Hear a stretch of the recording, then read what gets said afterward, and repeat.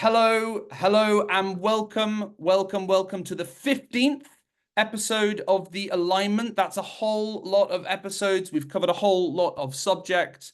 It's been a long time coming, this episode. Today, we are talking all about friction, how you can reduce friction in your global product. The duty of software, in my opinion, is a holy war against friction in our lives, in our efforts to complete tasks. And therefore, this is the most essential of all of the topics we've covered so far. And we've got an incredible panel to help us do it. If you have not heard of us, we are Global App Testing. This should be the GAT logo, but it's the alignment logo.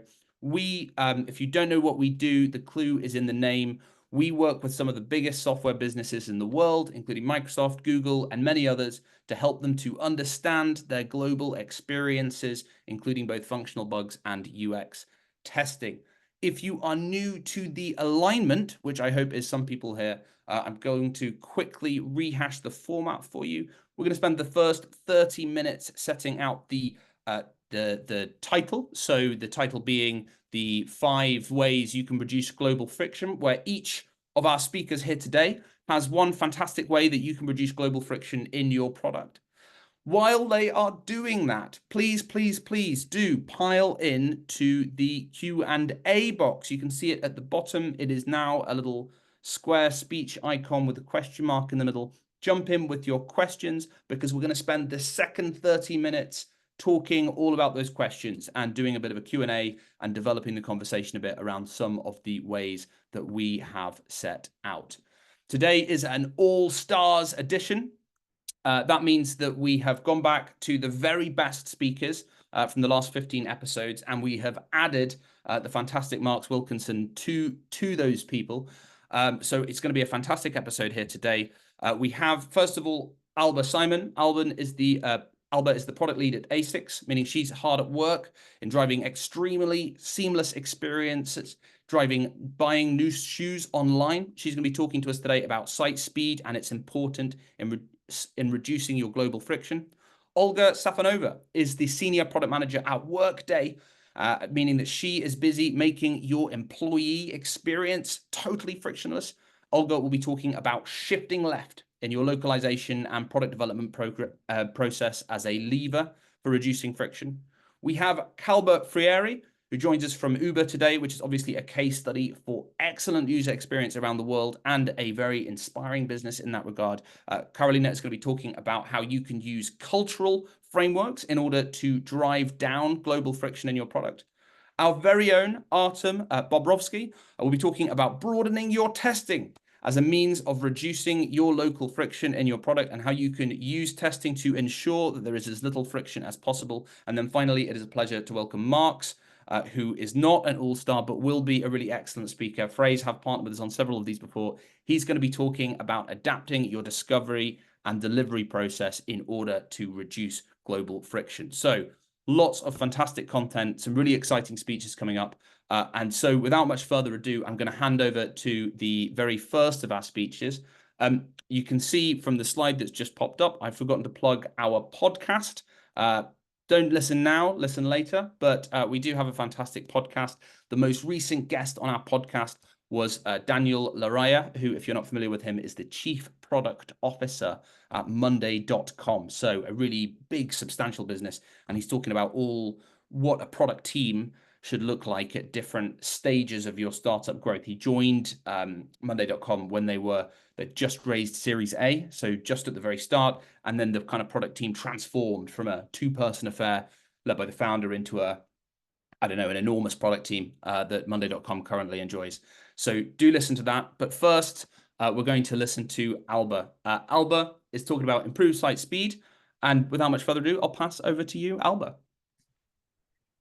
Hello, everyone. So before we kick in, I'm pretty sure if you have any sort of interaction with the internet, which, nowadays is everyone, right? We've all experienced it, just waiting a little too long for that page to load. And suddenly, life happens, you're distracted, you're on the bus, you need to catch it, you need to run for the train, your dog barks, your husband calls you, you get a new notification, and you abandon that site. Or even worse, you're just so purely frustrated of waiting there that you actively close the site. So I want you to, if there's one thing that you're going to take away from the next minutes that I'm going to talk is this. For every second that your site loads faster, the conversion rate improves on average by 17%. And the same goes for customer satisfaction. Now, obviously, that is not, a linear relationship. We know that the first 3 to 5 seconds are the most crucial, and after that, it's marginal. But still, 17% improvement on conversion rate on average for every second that your site loads faster. And when we think about friction, site speed is often an invisible factor that, impacts our user experience worldwide, really, because no matter how well designed your site is, you can have all the bells and whistles. If it's slow, users are going to get frustrated globally. Here in Japan, wherever it is, site speed matters. If we pop to the next slide, I will quickly just, before we move into how to improve it, just to continue, there's a variety of reasons of why your site might be slower than desired. And like everything in life, some are beyond your control. You might not be able to impact the internet infrastructure of your consumer, or the bandwidth availability, or how congested the local network is, particularly in regions with this inconsistent mobile network coverage. And nowadays we know that the mobile user is ever more important because it's ever increasing, and different regions will have various levels of internet quality, and site performance can deteriorate when accessed in these areas with slow internet speed or high latency. However, many causes of poor site speed are within your control, and that's where you can take proactive steps to tackle them.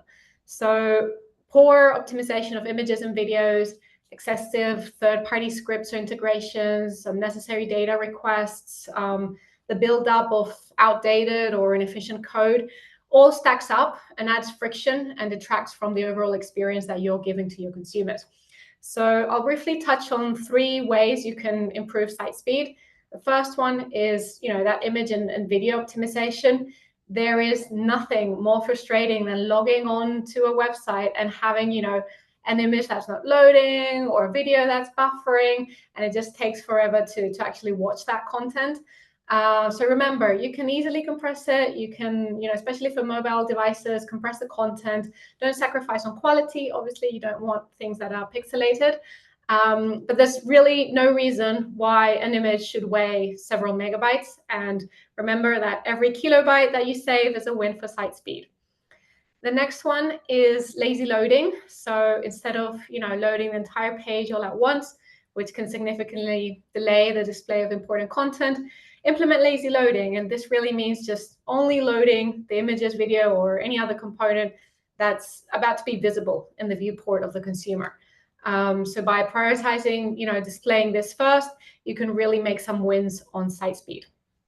And the last one is my favorite. And this is something that, I advocate for with any team that I work with, all developers that I interact with. I always tell them to have the Boy Scout mentality. So leave the code base cleaner than you found it.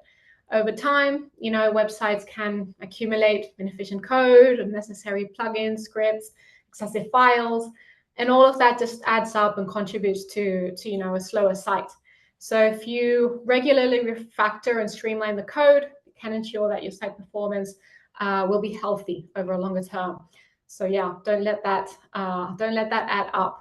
Now, if we move to the next slide, really, to recap all of this, I haven't really, shared anything that's a secret. Like, all these strategies for optimizing site speed are very well known in the industry. But if you're a consumer, you're experiencing a slow website, you might be asking yourself, why has nobody, prioritized this? Why is nobody taking any action? And if you're a product manager or anyone on a product team, or you're internal and working on a website or an app that's slow, you might be asking, okay, why is there no action being taken? And in my experience, site speed is not always prioritized, mainly for 2 reasons. One is complexity. So optimizing site speed is not straightforward. It's not something that's, a single ticket that you can put into a sprint and be done with. It is a continuous process that requires, often multiple teams, and it needs to be integrated into your workflow. It's not a one-off exercise. It's also hard to measure that improvement in some cases because it's incremental. It's several pieces of work that eventually add up, but it will be very hard to measure, the smaller pieces of it. And the second reason is really juggling those priorities. So often there's a lot of pressure from, management, clients, stakeholders to, roll out the new feature and product as quickly as possible, because everyone wants, the latest shiny feature. You might see a competitor that's doing it, so you don't want to fall behind. And don't get me wrong, new products and new features are always important, but we need to find a way to balance out performance issues such as site speed, because your product can have all the bells and whistles, but if it's slow, again, it will not work. So to wrap it up, site speed is not a nice to have. It is an absolute must. In today's world, especially with the younger generations who are glued to TikTok and who have same-day delivery, users expect immediacy. And if we do not deliver on that, we are going to disappoint. So faster websites don't just prevent frustration, but they also foster loyalty, they drive engagement, they secure more sales, and in the longer term, they drive consumer satisfaction, which is what we're all looking for. So I'd love to hear from you if you're tackling this within your product, and if so, how? Fantastic. Thank you very much, Alba. And do let us know if you are focused on site speed. Just pile into the comments and tell us about it. I will ask some of the other panelists, I think, whether it is a focus for them. Our next speaker is Olga. Olga is the Senior Product Manager at Workday, and she'll be talking about shifting left in localization as a lever for reducing local friction. Over to you, Olga. Thank you, Adam. So hi, everyone. Olga is here. And today we're tackling this crucial topic of how to avoid those frustrating UX bumps on the road when designing for global audience. After all, a happy user is more likely to stick around. A happy user is a loyal user. You just heard from Alba. That is crucial and important for all of us. And imagine if you're trying to navigate an app where the buttons are misaligned or the text is gibberish. That's not great experience, right? And this is exactly that kind of frustrations we are here to prevent. So first things first, I want to talk today about something called shift left in product localization. And when we say shift left, what we mean is pretty much bringing localization experts early in the design process rather than kind of treating it as an afterthought. So that comes pretty much even when you are trying to understand what problems you're trying to solve for your users, when you talk to users, when you're conducting the interviews with your users. Because in this case, local experts can interpret the insights if you're getting from a global audience and kind of make sure that you do not misunderstand anything. And basically, if you do it this way, if you kind of involve experts early, it means you will save time, money, unnecessary efforts down the road, and frustrations, of course. Also think if you design a form field and those fields, for example, they need to accommodate for longer names, as we know, might come from a certain markets or certain locations or even addresses and if you plan that up front, actually, you will not have to redesign it or fix it afterwards. And again, when I say localization experts, that's not just translators. It's not just someone who knows the language that you want to localize for. It's actually someone who also understands some cultural nuances of your target market or a target audience. And again, just very simple things like color, meaning of color, right? We know like in the Western cultures, green, I'm wearing green today, it's something positive, it is associated with growth, but in some other cultures, it might symbolize something that you do not want to be associated with. Or, for example, they might find an image that could be like culturally insensitive for some regions. And again, better deal with it early on than kind of trying to fix it afterwards. Next, also when you are designing, when you are in the process of creating the user experience, maybe you could get some tooling to help you up. So, for instance, we're using Phrase plugin for Figma, And with this, you can actually localize your strings in your user interface into many different languages and basically figure out, well, does it work for all the combination, all of the languages that you are designing for? Sometimes also some languages may be, if they read from, let's say, right to left rather than left to right, how does it look and how does it work? So make sure that your layout adapts accordingly and gracefully, no matter what language you are designing for. And finally, I think when we think of global audience, that is actually beyond language. It's not necessarily only different languages, but it's also different and diverse lived experiences, varying ability levels, and also varying access to technology. And again, like Alba mentioned, that there are some things that you cannot control, but there are things that you should be aware of at least. Also, you should think of your language choices, like your like how you formulate the message that you present to the users on your app or your website. Again, avoid using jargon. Avoid using something that is not translates well into other languages. Don't be too technical unless you are actually technical by design.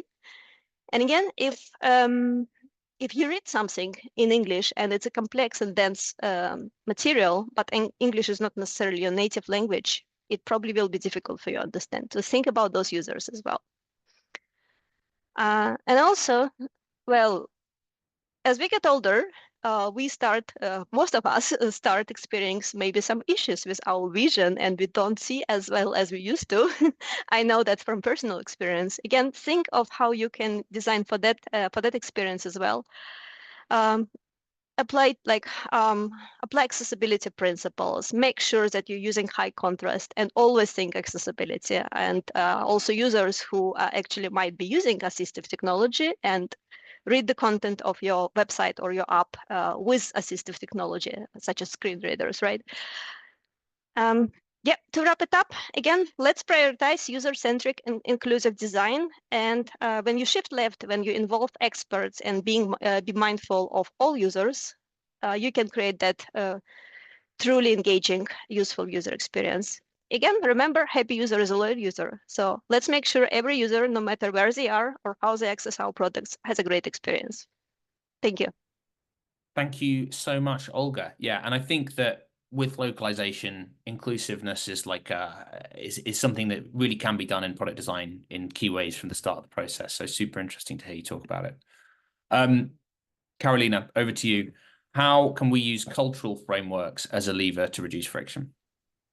Yeah, thank you. Hi, everyone. Olga made a great presentation about shifting left in localization, and I want to explore more the cultural aspects in localization.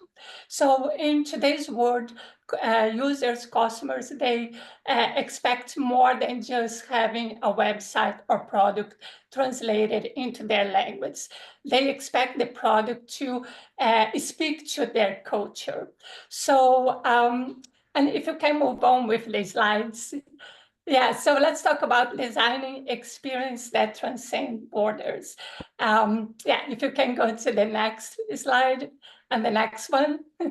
So how does culture influence UI and UX design? And there are several factors, but today I want to focus on three main ones: color, iconography, behavior, and communication style. So Olga did mention about color, and this is an important factor.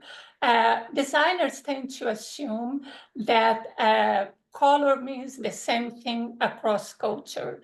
If you can go to the next slide, please. And that's not true. So colors have different meanings across cultures. One example that I like the most is the color white. So while in many cultures, white is associated with peace and is also the color of the bride, in China, white is associated with death, and it's actually the color people wear at funerals. So being aware of what color means in each culture and leveraging that to your communications, your marketing, your website and product can really help you design the best user experience. And similar to color, we are going to the next point. Similar to color, people tend to assume that the meaning of icon symbols and even emoji is universal. And again, that's not true. Different cultures have different meaning for icons and symbols. And even the big companies make mistakes on that. One example is Amazon. When they launched their website in India, users from rural India, they had no idea of what the magnifying glass icon meant. They did not associate that symbol with magnifying glass, and they did not associate that symbol with search at all. They actually thought it was a ping pong paddle. So imagine the confusion, the frustration. The user didn't know how to use the website.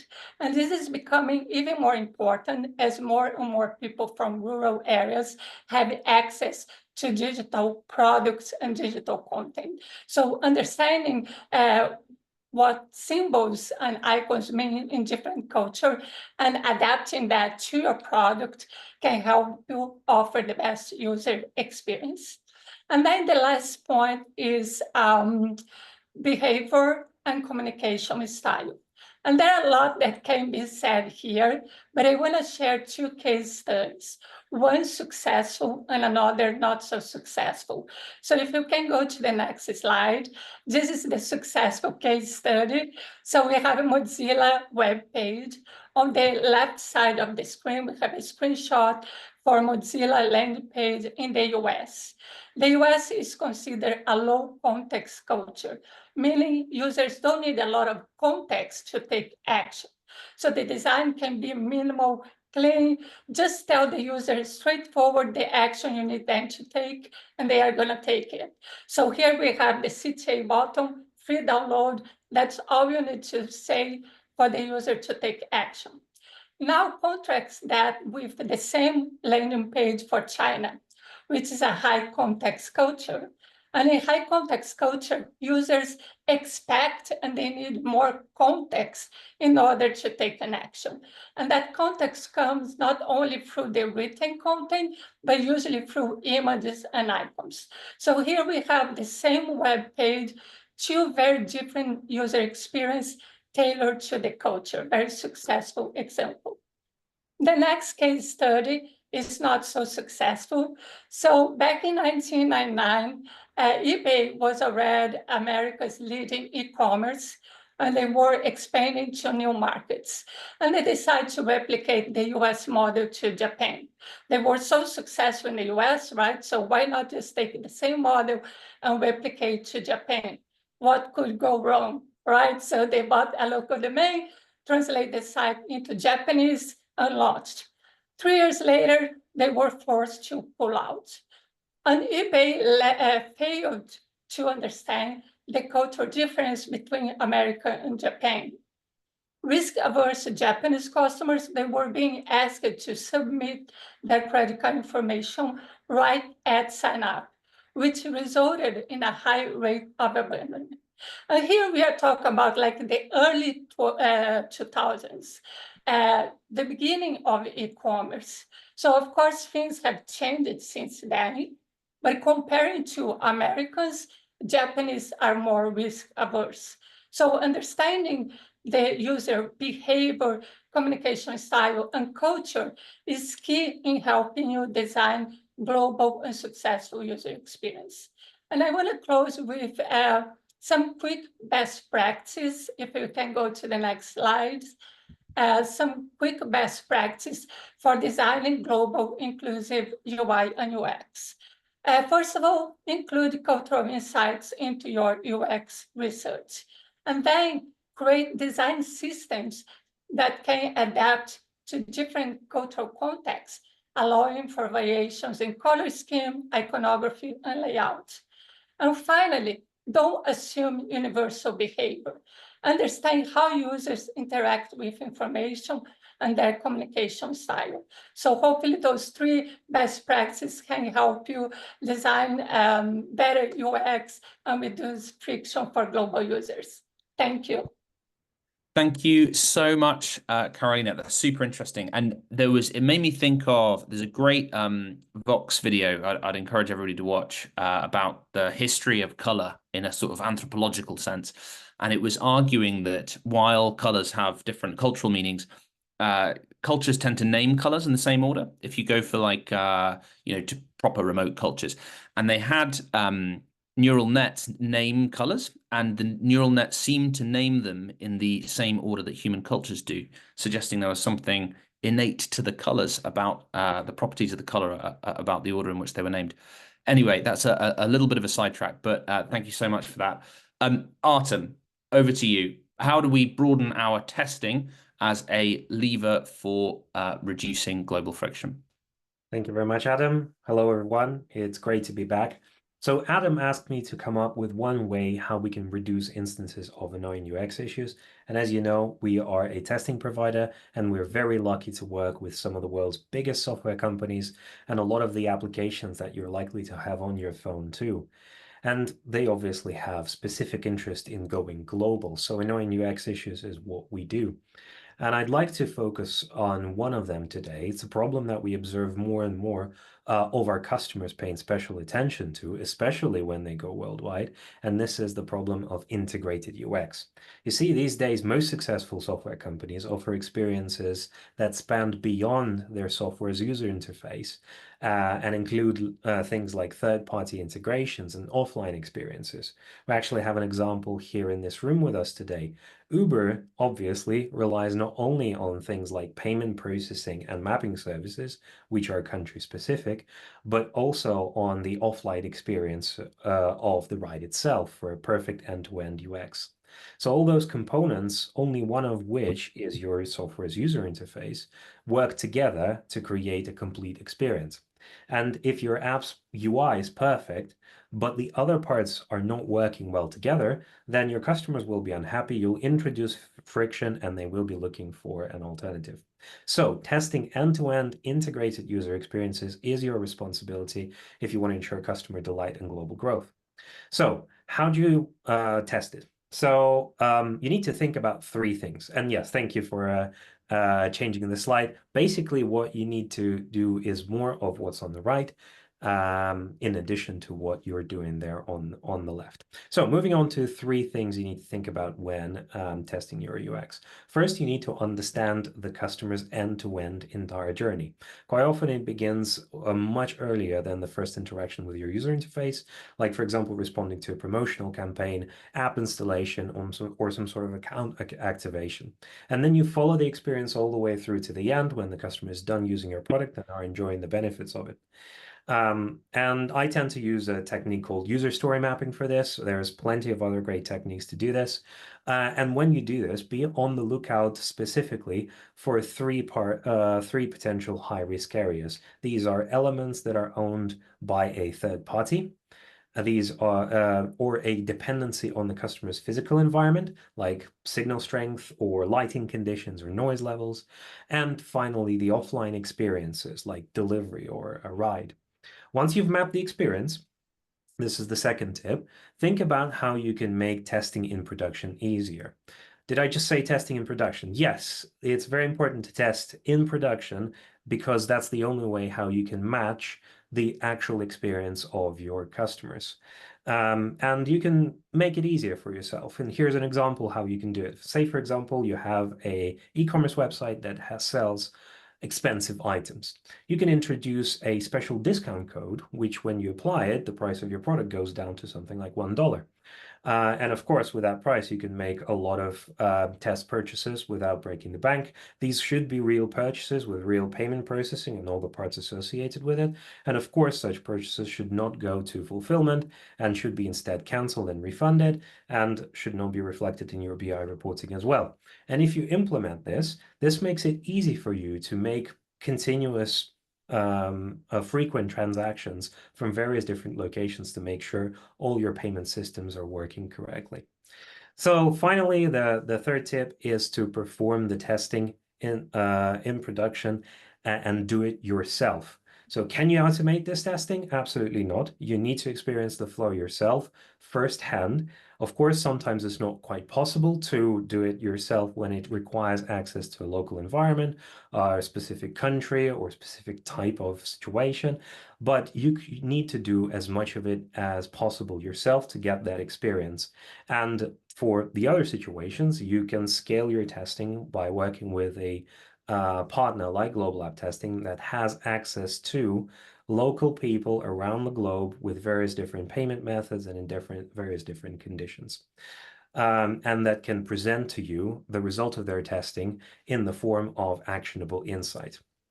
So to recap, the 3 things to do are map the experience end-to-end, look out for dependency on physical environment, integrated third parties, and offline experiences, make testing in production easier by developing special tools inside your product, and perform end-to-end UX testing manually yourself and scale it with a partner like Global App Testing. Thank you. Thank you so much, Artem. There's so much material in these speeches. We've got to condense it afterwards and send it out. I'm going to hand over to our final speaker now. Marx is going to be talking all about adapting discovery processes to minimize global friction. I'm going to... Can everybody only see Marx's screen? I've not clicked stop sharing, but I think, yes, I think I have. So without further ado, over to you, Marx. Thanks so much. So friction, you've probably experienced it. It's when you open that really promising search result and scroll down there, and that feeling starts to set in like something isn't quite right. Maybe it's like that heading that you don't quite get, or the currency symbol that makes you think, oh, this isn't for me. I won't pay shipping. But they've lost you. For product people, it's tough to get this right. And so let's not make it harder than it has to be, right? In my work at Phrase, we're pretty privileged to learn from teams who are really pushing the envelope in terms of like reaching a global audience. And so I want to share some practical tips that I've picked up for product teams dealing with these frictions in product development that make it really tough to ship great local experiences. So product discovery, if you do it, you know, and product discovery is not a one-size-fits-all thing, and surfacing global insights is really key to building impactful products that work where your business needs them to. Sometimes you don't need to look that far, actually, to open up new doors in discovery, and your customer-facing teams at your business are able to help. They're a secret weapon. They're dealing with different markets every day, and they're tapping into those insights, and that's going to really help you understand the cultural nuances and spot pain points, and even connect directly with those end users. And the team's going to benefit hugely from getting into this process and being involved in internal testing, helping with those feedback loops, and extending your discovery process beyond the obvious. You also got to be a little bit flexible. Global discovery isn't really a 9-to-5 operation, so supporting flexible hours with your teams across different time zones helps to make sure you don't miss valuable inputs. Flexibility drives inclusion anyways and leads to smarter and better product outcomes. And also get creative with your methods. Standard product research doesn't necessarily cut it globally, especially when you're facing language barriers, but technology gives us a really great creative set of options to overcome it.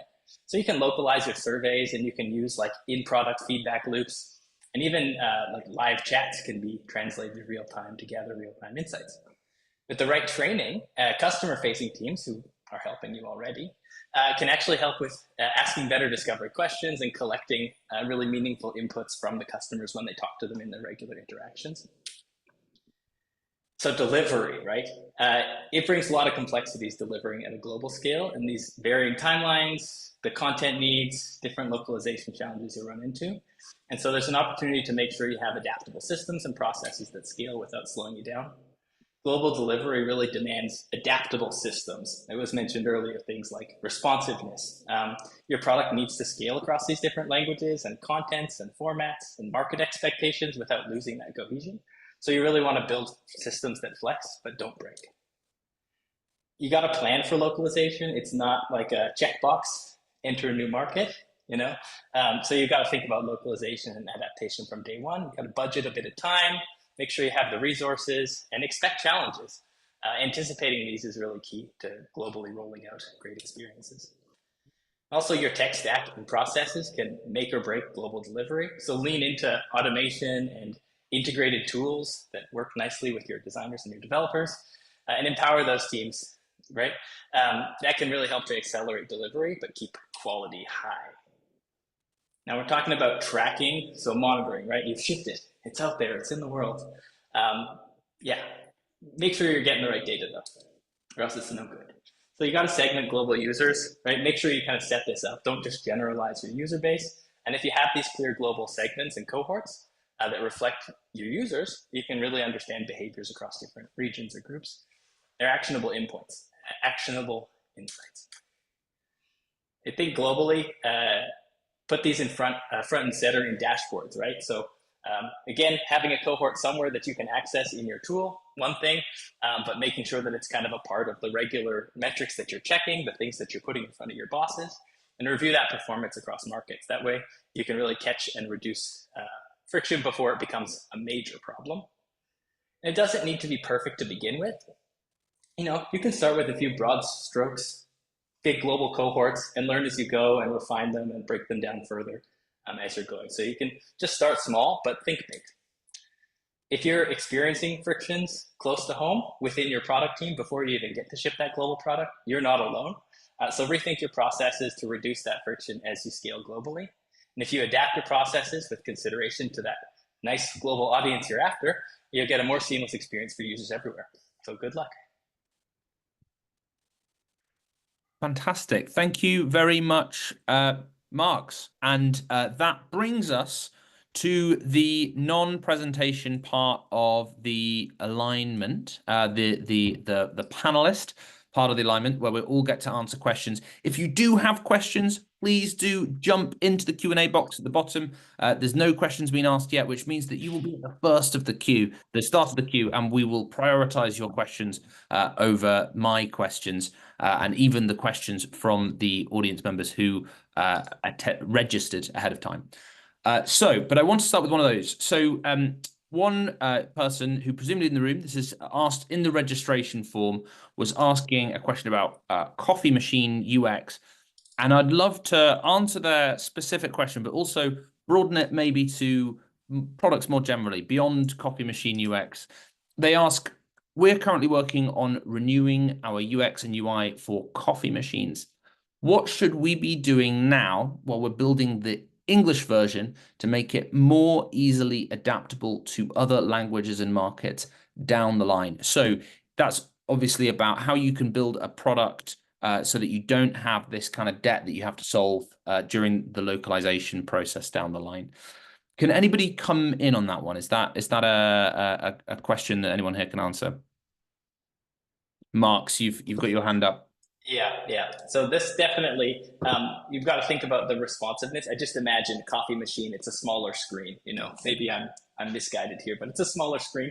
So making sure the design is responsive and can adapt to longer text strings, that's a good start. And then my mind goes to the flexibility, different drink names, right? That's probably the biggest thing. In different markets, you're going to have different names and a different drink selection. So making sure that whatever the software is in there can adapt and actually accommodate the various drinking styles. I think that's an interesting problem to solve right there. Olga, you've got up your hand.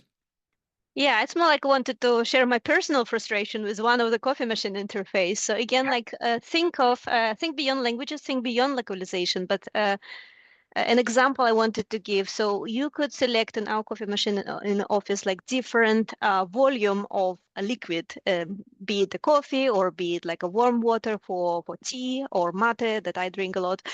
And for some reason, this like adjustment is actually a slider, and it's very like it has a lot of friction when you kind of slide from left to right to change the to change how much water you get. So I always end up either having too little or too much, and it's super annoying. So think about also kind of like the speed of interaction with, if it's a touch screen, for example. I think it's also kind of goes back to like Alba talked about the speed of websites. But again, even if you're interacting directly with a device such as a coffee machine, that's also important. Alba, you've got your hand up. Oh, I think you're on mute, Alba. Okay. Yeah, so on the back of that site speed and that call out from Olga, some of the friction that I've experienced, particularly with coffee machines, is how long it can take for that coffee to be brewed.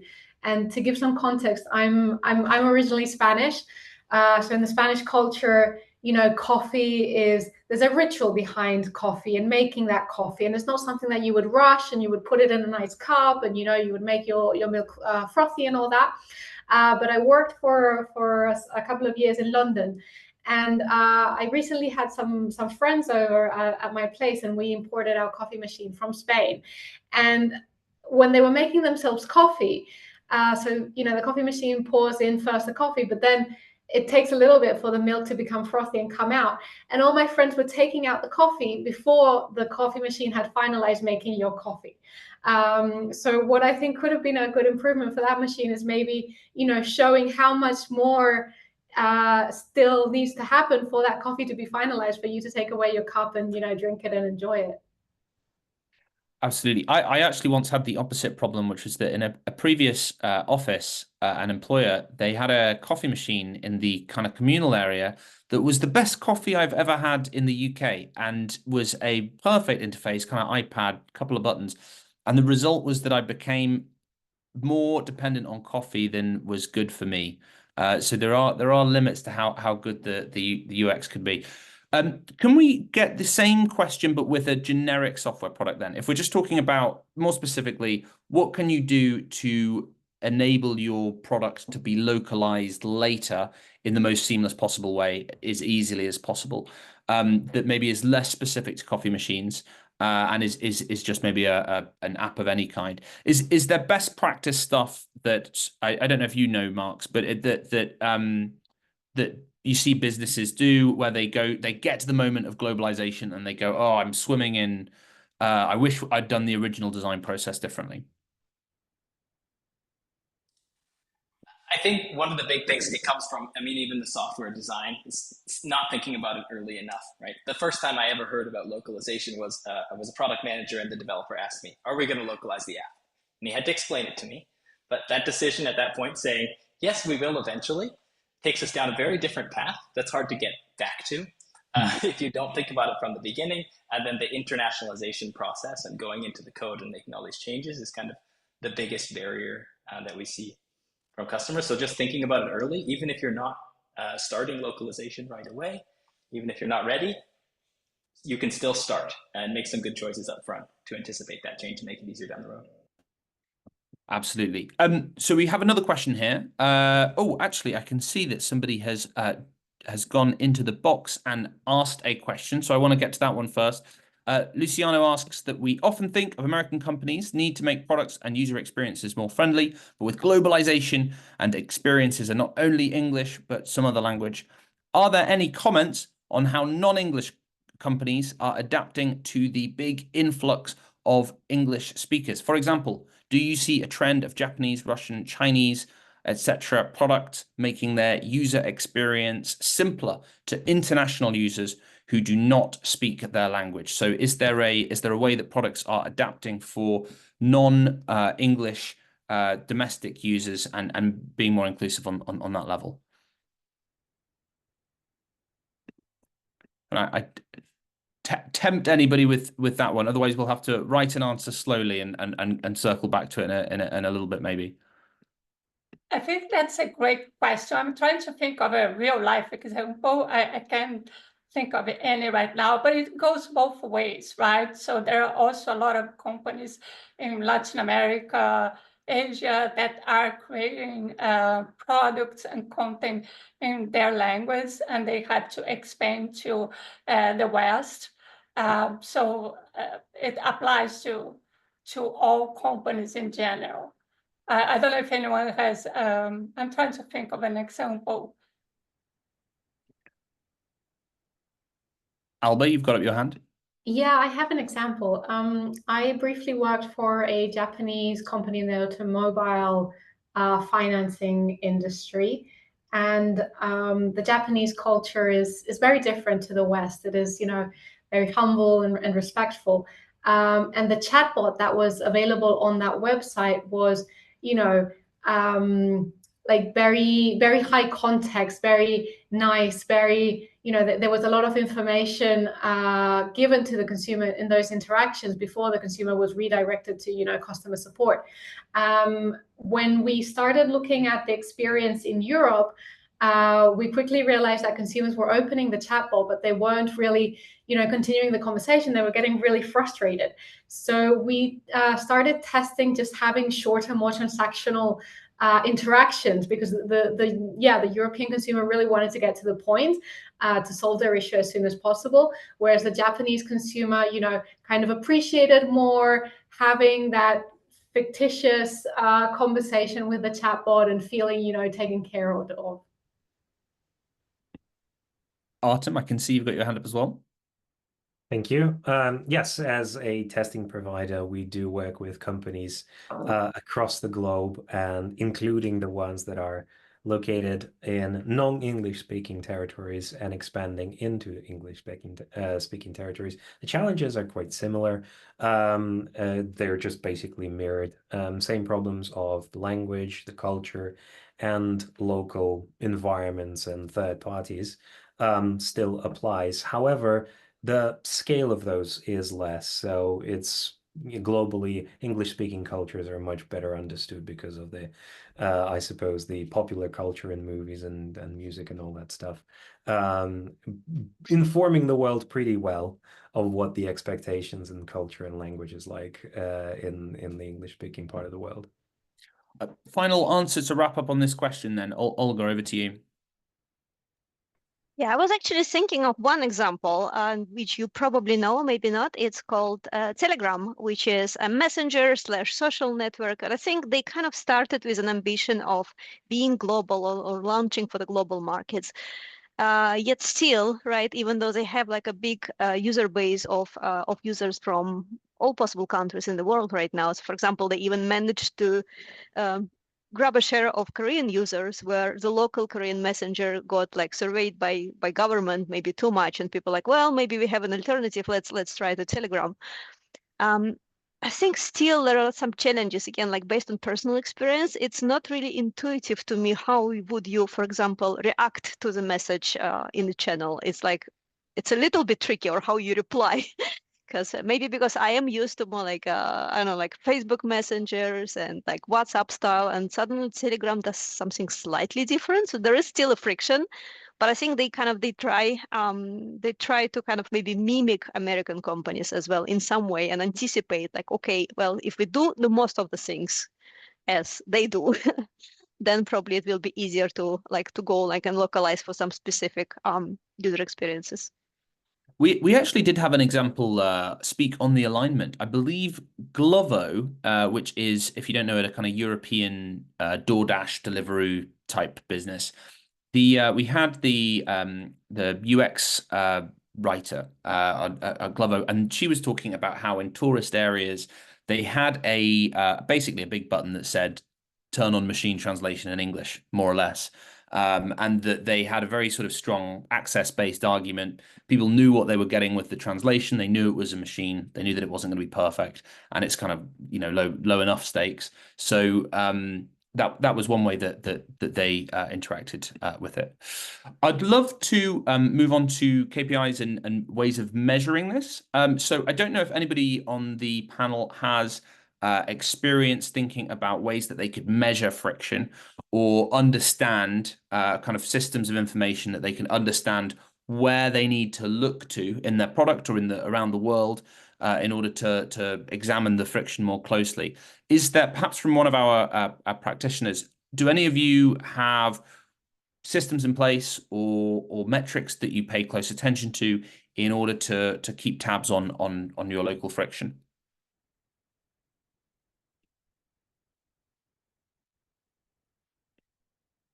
Artem. I didn't need to raise a hand. Yes, a couple of examples come to mind. One is a pretty universal tool, which is a funnel. You can visualize a lot of processes and user experiences as a funnel with clearly defined stages of the process. And then there's lots of tools that will help you measure the fall off between the stages of the funnel and the conversion rates to the next stage. a very helpful tool in many different situations, including measuring the friction, especially when you compare your funnel performance in different territories.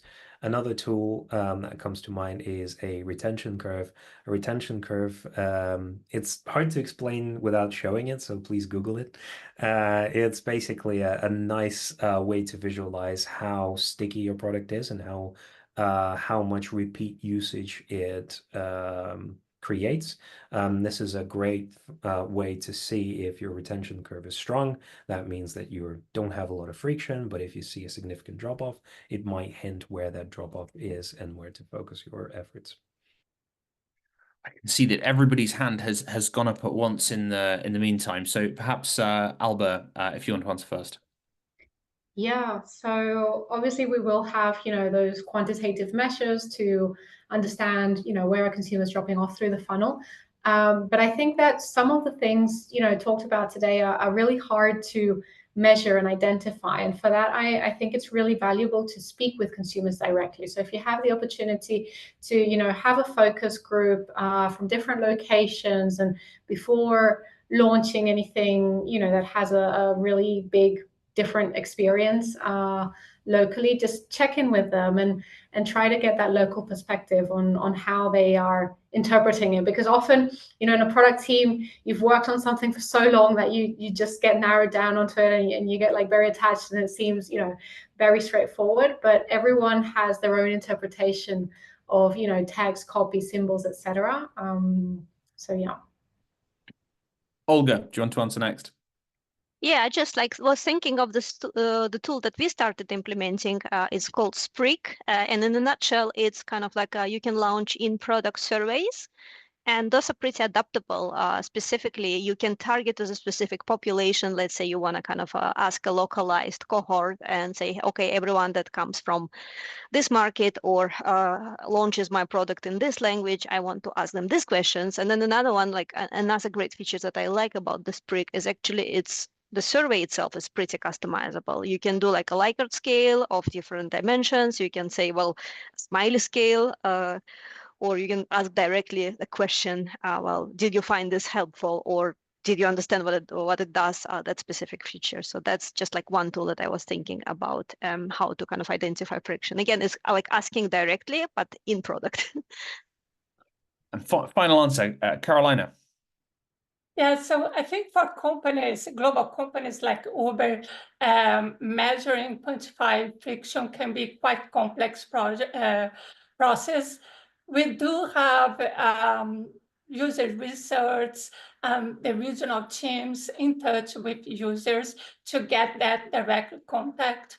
But we also do a lot of testing. And Artem mentioned about testing the production, and I cannot agree more with that. It's really important to test the production app to get a sense of what the user is experiencing. So we have what we call sanity LQA, which is a continuous testing the production in different markets. And we measure not only functional bugs, but also linguistic and user experience. So I do think it's important to quantify and have metrics in place. Even if it's not perfect, at least you can get a sense of what are the gaps and where you should invest more. Because it's such a complex topic, as we have seen, at least to get a sense, okay, this is where we need to focus more our attention. Just before we jump to the next question, I've got to take the opportunity now, because I know we're so close to the end, to plug the next episode of The Alignment. That will take place on the 30th of October, so a month and 5 days from now. For the first time ever, and this is very exciting for me specifically, I'm not going to be hosting. My colleague's going to be hosting. Instead am going to be on annual leave in Taiwan. But so please do come just to see the other host. It's going to be all about help. My local product is broken. So we're going to be doing a deeper dive on local issues functional issues, UX issues, and some of the specific things that you should solve and look into solving if you have a global product or a localized product. It's going to be really exciting. Speakers are yet to be announced, but please do come along. And I think that my colleague has posted it in the chat right now. Final couple of questions then. So I'd love to ask about trade-offs. I know sometimes product managers agonize over in pursuit of lower and lower friction products. They agonize over the number of steps in their sign-up process or the complexity of a flow. And in so doing, they often have to make trade-offs and reduce levels of data capture that they would like or other things that they would like in the product. I wonder if anybody on the panel has a story or an anecdote about a trade-off they've had to make in order to deliver a simpler, less friction-heavy product. Is there anybody who could come forward with an anecdote like that for us?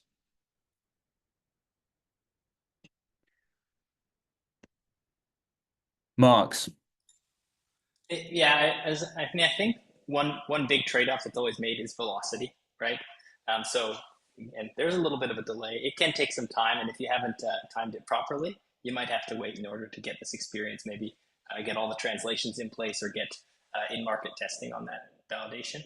And so sometimes with continuous delivery teams, they'll navigate that trade-off and understand, like, is it better to hold off on this or get this feature into production, and maybe somebody will see it in the wrong language, and that's not great. In my line of work, it's embarrassing. But actually, sometimes we'll talk to customers and they'll say, I don't really care. We have very multilingual customers, and they'll say, like, if it's important or it's going to add value to my work, just like, give it to me, please, and worry about that for your future customers, right? So navigating those trade-offs and really, I think, connecting with your users to understand what matters to them, what kind of trade-offs would they like you to be making, can be really insightful. Olga, I can see you've got your hand up. Yeah, I think one of my recent trade-offs is actually kind of like feature adoption. So we were building a new feature and we wanted, of course, to kind of launch it into general availability and make it available to everyone in the world who would be using our product. And we realized that, well, maybe we should start smaller and we should kind of select the early adopter program from a specific markets in this case, actually, and work with them first and get their feedback first before we kind of make it universally accessible for everyone. Again, it's kind of like related to how fast you go to market, but also how big you go to market. It's more like speed of insights was prioritized over, feature adoption in this case. Carolina, I think we've got time for one more answer, and it's yours. Yeah, very quick. I think for global companies, everything is a trade-off, right? You cannot have the perfect experience. You have sometimes to meet very different demands from users in Latin America and Asia. So it's always a trade-off. That's how I see it. And you try your best to maintain the brand and offer the best user experience, but always having to make that trade-off. Fantastic. Well, here in the UK, it is now 6 p.m. So I want to be respectful of everybody's time. Thank you, everybody, for joining us today. And thanks particularly to our fantastic guests for preparing what you had to say. It was super interesting. You'll be able to catch all of that and more on our social feed and on our YouTube. But please do come back next month for the next episode of The Alignment. I hope to see everybody there. Thank you, everybody, and good night.